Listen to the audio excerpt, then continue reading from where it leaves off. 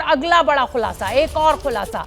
ABP news को पाकिस्तानी सेना के उच्च सूत्रों ने यह भी जानकारी दी, यह भी बताया कि बातचीत में भारत की ओर से पाकिस्तान अधिकृत कश्मीर यानी पीओके का मुद्दा उठाया गया था और इसी मुद्दे पर इस बड़ी बैठक में बातचीत हुई थी। जैसा कि आशीष कह रहे हैं कि पाकिस्तान अलग थलग पड़ गया था और इसी को साधने के लिए पाकिस्तान ने ये बड़ी बात की। एक बार फिर मैं आशीष का रुख करना चाहूंगी। आशीष, ये बहुत बड़ा खुलासा है, पीओके भारत में आना, इसका अर्थ हर भारतीय, हर हिंदुस्तानी समझ सकता है। देखिए, मुझे लगता है क्रेडिट मोदी गवर्नमेंट की डिप्लोमेसी को, उनके स्ट्रेटेजिक मास्टर स्ट्रोक को, अगर ये हो जाता, जिसका जिक्र मैं सबसे पहले आपसे कर रहा था शोभना, कि अटल बिहारी वाजपेयी को हम अब तक क्रेडिट देते आए थे कि वो और जनरल परवेज मुशर्रफ मिल करके एक फॉर्मूला उन्होंने ढूंढ लिया था, पर वो बात आगे नहीं बढ़ पाई थी। आज की इस बड़ी ब्रेकिंग के बाद अब हिंदुस्तान याद रखेगा कि मोदी गवर्नमेंट के दौरान भी हम तकरीबन सोल्यूशन तक पहुंच गए थे और इस बात की पूरी संभावना थी कि पीओके रेस भारत ने जो किया था, पीओके भी भारत को मिल जाता।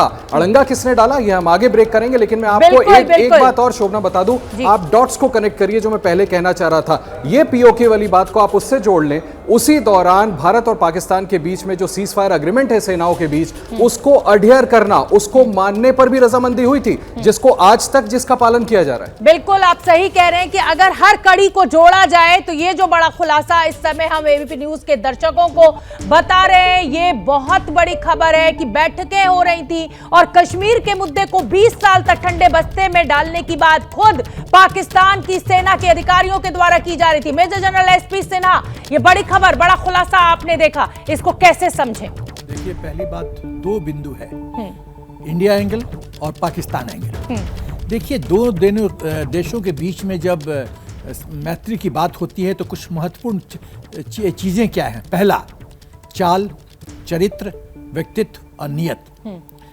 क्या नियत कभी भी पाकिस्तान की ठीक रही है हिंदुस्तान के परिप्रेक्ष्य में? क्या उसके डीएनए में कोई परिवर्तन आ सकता है?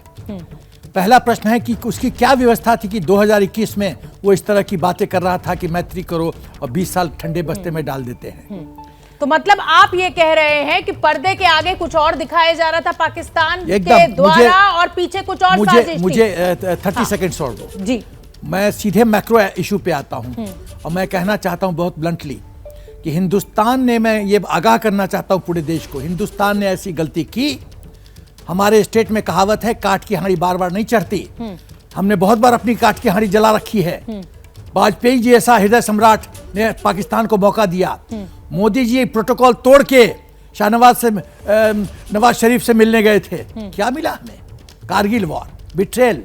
हम दूसरा मौका पाकिस्तान को नहीं देंगे। मतलब आप ये कह रहे हैं कि पाकिस्तान इस बैठक के बहाने भारत पर कुछ और साजिश कर सकता था? नहीं, शोभना 10 सेकंड में कह, पाकिस्तान आईसीयू में है, उसको ब्रीदिंग स्पेस चाहिए। वो इस चैप्टर को थोड़ा सा ठंडे बस्ते में रखना चाहता है ताकि वो रिकवर तो करे आईसीयू से। वही बात आप कह रहे हैं जो आशीष ने कहा था कि भाई वर्ल्ड फोरम पर कहीं ना कहीं डिप्लोमेटिकली बिल्कुल अलग थलग पड़ गया था। क्या मजबूरी है मेरी, बताइए। मैं अभी आपको बताती हूँ कि मैंने ओए होए होए होए, नमकीन के चटकारे लेते हुए टकटकी मार के डिबेट शो को पॉज रिपीट कर करके देख रहे हैं जोगिंदर जी।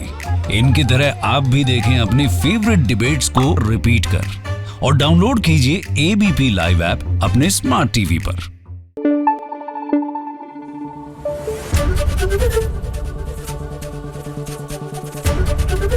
एबीपी न्यूज आपको रखे आगे।